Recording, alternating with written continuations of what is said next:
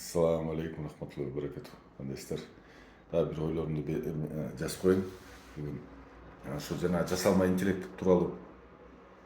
Кудай буюрса жасалма интеллект тууралуу күн өткөн сайын, жума өткөн сайын көп уга баштайсыздар. Ар бир үтүктөн жасалма интеллект тууралуу айтып баштайт. Жанагы баардык блогерлер, баардык адамдар азыр телефон алып ушунун баарын айтып баштайт. Бизге келген көп келе баштайт ал нерсе. Азыр Америка менен тиги Кытай эмелерде баардык лабораторияларында, компанияларда бүттүк эле жалаң ошо жасалма интеллекти жумуш процесстерине киргизип атат, бизнес процесстерине. Анан алар кылып атат, мынакей адамдар кыскарып атат, же компания более эффективный иштеп атат, адамдарды башка жумуштарына жумушап атат дегенде, бирок эң биринчи кайсы жакка кирип атат, адамдын акылы көбүрөөк колдонулган жерге ошо жасалма интеллект ошону үйрөнүп алып, ошол эле бухгалтерия, кайсы бир аналитикада, кайсы бир программисттер, дизайнерлер, ушундай нерселердин баарын тең азыр жасалма интеллект үйрөнүп, адамдар мындай текст менен эле задание берип койсо, ошону аткарып, анан кийин ар кандай агенттерди жаза башашат. Ар кандай агенттерди, ал атайын агент мисалы кайсы бир бизнес аналитика же финансовый аналитик же кандай ошо компьютерде эле иштейт, ал коюп үйрөтүп коет, аны бир жолу настраивать этип коет. Кандайдыр бир жаңы правила, эрежени киргизиш керек болсо, аны да үйрөтүп коет. Ошо менен жана агент аябай так, аябай чоң маалыматты, көлөмдөгү маалыматты алып, бат иштетип, подсказкаларды, жанагы эмелерди айтып, ушундай уже иштеп атат ал. Ошо бизге Кыргызстанга деле келген эң биринчи кезекте биринчи жанагындай адистер пайда болот да. Ошо адистер ошо жасалма интеллекти, агенттерди үйрөтүп, кылып, ошол эле мисалы биринчи помощниктерди кылабы, ошо көп жумушту ошолор алат да. Андан кийин мен өткөндө көрүп атам, дагы бир видеону көрдүм мен. Индияда бир кийим тигүүчү фабрикада кийим тигип атат индустар. 200-кө жакын. Мисалы, ар биринде могу жерде камера турат, чекесинде. Ошо камера алардын баардык тигип аткан, кол менен кылып аткан нерселерди жазып атат, видео. Анан кийин ал видеону алат дагы ошол эле жасалма интеллект баардыгын тең анализдеп туруп, үйрөнүп алып туруп, анан азыр роботтор чыккан. Кытайдын роботторунун баардыгы, Кытайда жасалып аткан роботтор азыр бир $15,000 тегереги. Анын да баасы түшөт, $10,000 чейин болот. Анан ошол роботтор биз адам эмне жумуш кандай кыймылдасак, бизден дагы алар кийип кыймылдайт да, ийкемдүүрөөк болот. Ошонун баары тең жана үйрөтүлгөн видеолордун аркылуу үйрөтүлгөн жасалма интеллект роботторго жүктөлөт дагы, анан эмне кылат, тигүүчү болот, ошол эле үтүк төгүүчү болот, ошол эле эмеректи жасайт, мисалычы, кайсы дворник кылып койсоң болот аны дегендей, любой жумушту кыла берет да. Ага роботторго эмне керек? Электроэнергия керек. Болду. Запчасттар болсо, кайсы запчасть болсо аны кайра эле ошо сатып алып эле огуштуруп коет, анын бат эле. Ошо менен роботтордо үйрөтүлүп, эң биринчи этапта офисте иштеген адамдар алмашылат, экинчи этапта уже ишкерлер алмаштырылып баштайт. Эми бул факт да, адамзат ушу технология ушуга келгенден кийин бул нерсе колдонулуп баштайт. Электроэнергия баардыгы байланат.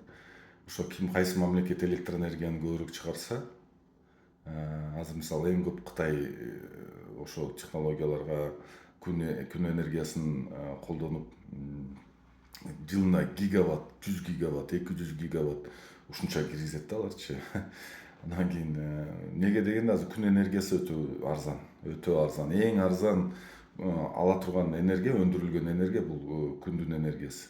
Биз баягы айтчу элек го, мурун биз Кыргызстандын энергиясы 11 тиын деп, канча эң арзан азыр күндүн энергиясы. Алар жанагы күн панелдерин ушунчалык технологияларын, заводдордун, фабрикаларды ушундай куруп алышты.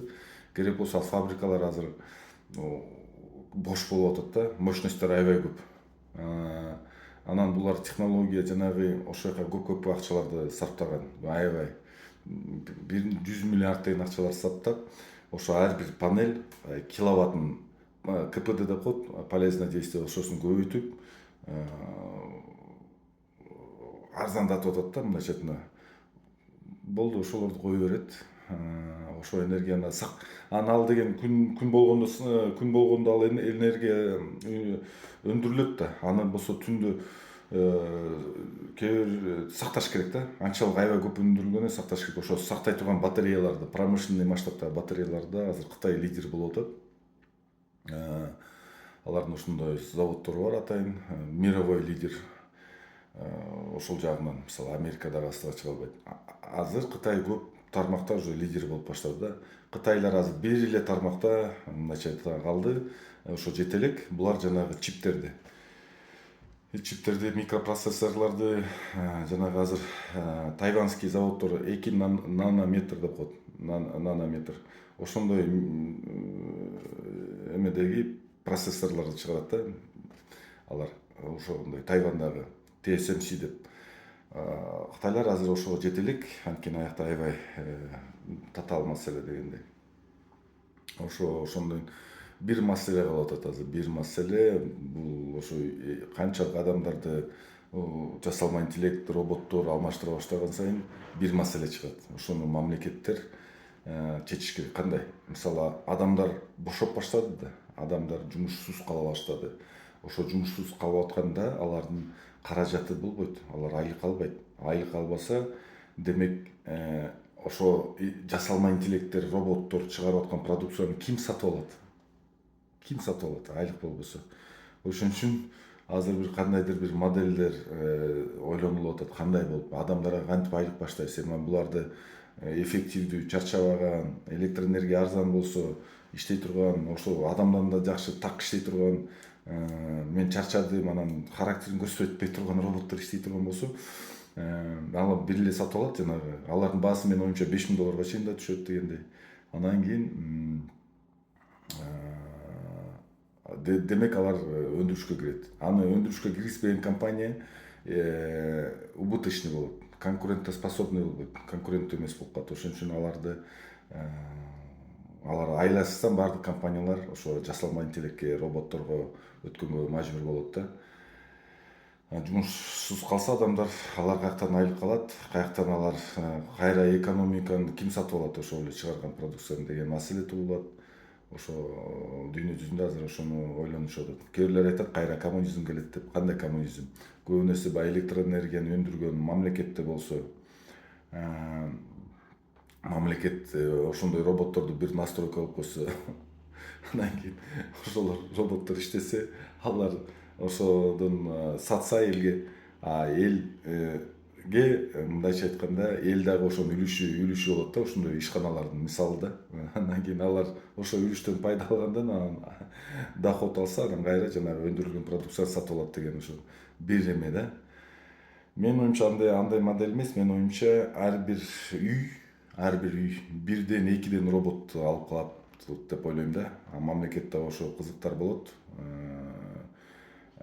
Ошо $5000, $6000 кадыресе роботторду алып, анан ал роботторго биз ошо интернеттен мисалы атайын библиотекалар болот. Атайын библиотекалардан биз бүгүн эмнени өндүргүсү келип атат. Мен мисалы ошо кийим тигүүчү бир роботум ошо бир нече кийимди чыгарса деген ойдо болом дагы.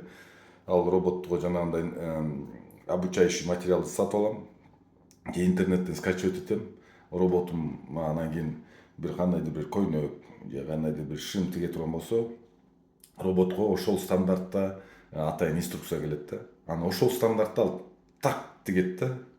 Мисалы айтканда, мен только сатуучу компания. Эми бул чоң тема.